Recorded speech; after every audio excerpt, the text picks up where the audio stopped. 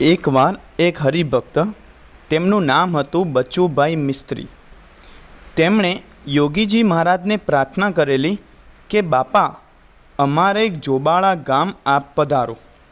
ત્યારે યોગીજી મહારાજે તેમની બાજુમાં બેઠેલા પ્રમુખ સ્વામી મહારાજને કહ્યું કે જ્યારે આપણે હવે ઝાલાવાડ ગામમાં જવાનું થાય તો તેની બાજુમાં જ આ બચુભાઈનું ગામ છે, તો ત્યાંનું હવે વિચરણ ગોઠવી દેજો.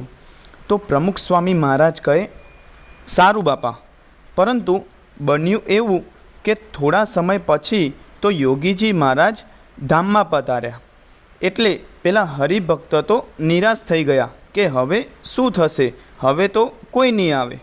હવે આ વાતને પોણા 2 વર્ષ વીતી ગયા અને તારીખ 9/10/1972ના દિવસે ચુડા ગામમાં મંદિરની પ્રતિષ્ઠા હતી. તો એ વખતે પ્રમુખ સ્વામી મહારાજ ત્યાં પધારેલા અને એ વખતે જ પેલા હરિભક્ત જે બચુભાઈ મિસ્ત્રી કે જેમણે યોગીજી મહારાજને કહેલું કે તમે મારે ગામ પધારજો, તો આ બચુભાઈ મિસ્ત્રી પણ ત્યાં આવ્યા હતા. તો તે વખતે પ્રમુખ સ્વામી મહારાજે તેમને બોલાવીને કહ્યું કે અમે 3 દિવસ પછી એટલે કે 12મી તારીખે તમારે ગામ આવીશું, કારણ કે યોગીજી મહારાજે સંકલ્પ કર્યો હતો કે તમારે ગામ આવવાનું છે અને એ વચન તમે આપેલું.